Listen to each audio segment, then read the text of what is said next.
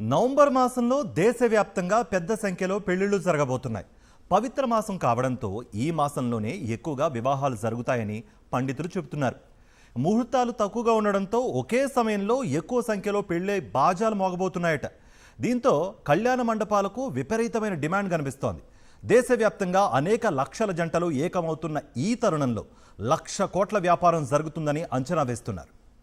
భారతదేశానికి పెళ్లి కల వచ్చింది. పరమ పవిత్రమైన కార్తీక మాసంలో దేశవ్యాప్తంగా సుమారు 46 లక్షల వివాహాలు జరుగుతాయని confederation of all India traders అంచనా వేసింది. ఈ సీజన్లో జరిగే వివాహాల కారణంగా దేశమంతా కలిపి దాదాపు 6 లక్షల కోట్ల వ్యాపారం జరుగుతుందని కూడా ఆ సంస్థ లెక్కలు వేసింది.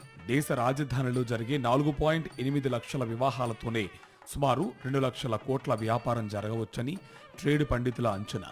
తెలుగు రాష్ట్రాల్లో కూడా కార్తీక మాసంలో పెద్ద ఎత్తున వివాహాలు జరగబోతుంది. తెలుగు రాష్ట్రాల్లో కూడా ధనికులు స్థానికంగా కాకుండా రాజస్థాన్ వంటి ప్రాంతాల్లో డెస్టినేషన్ మ్యారేజెస్ చేయడం ఇటీవలి కాలంలో బాగా పెరిగింది. దూర ప్రాంతాల్లో జరిగే వివాహాలకు ప్రయాణం, వసతి, భోజన ఖర్చులు కూడా భారీగా ఉంటుంది.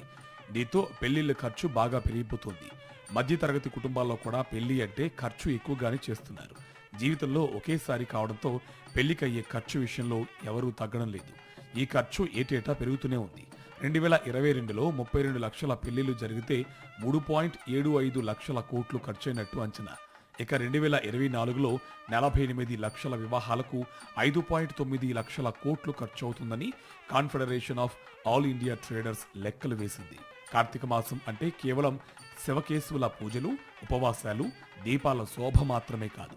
పవిత్రమైన కార్తీక మాసం వివాహాలకు అత్యంత ప్రసిద్ధమైనదిగా పరిగణించబడుతుందని పండితులు చెబుతున్నారు. కార్తీక మాసంలో శుభకార్యాలు చేస్తే దేవతల అనుగ్రహం సంపూర్ణంగా లభిస్తుందనే విశ్వాసం ఉందని తెలిపారు. ఈ కార్తీక మాసంలో ఎక్కువ జరగడానికి గల కారణం ఏమిటి అంటే, కార్తీక దామోదరుడు శివ విష్ణు అభేదం లేనటువంటి మాసము. ఈ కార్తీక మాసంలో మామూలుగా అందరూ గుళ్ళల్లో సత్యనావ్రతాలు, కళ్యాణాలు అనేకమైన జరుగుతూ ఉంటాయి. అలాంటిది ప్రత్యక్షమైనటువంటి కుమారుడికి, కుమార్తెలకి పెళ్ళిళ్ళు జరగటం అనేటటువంటిది చాలా గొప్పది.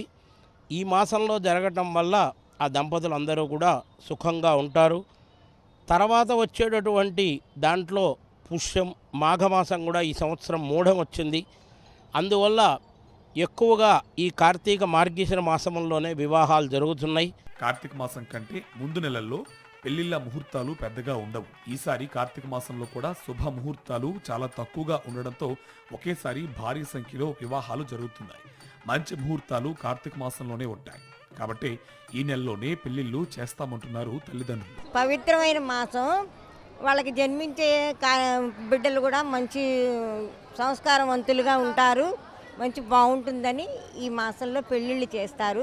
ఇది మంచిది, పవిత్రమైన మాసం కాబట్టి పెద్దలకి కన్యాదాన ఫలితం దక్కుతుంది కాబట్టి ఈ మాసం అత్యుత్తమైనది కాబట్టి ఇది ఎన్నుకుని మరి ఇది మాఘమాసము చేస్తారు. దీనిలో ప్రత్యేకత ఎక్కువ ఉంది. ఇది తల్లిదండ్రులకు కన్యాదాన ఫలితం దక్కుతుందని ఈ మాసంలో పెళ్లిళ్ళు చేస్తారు.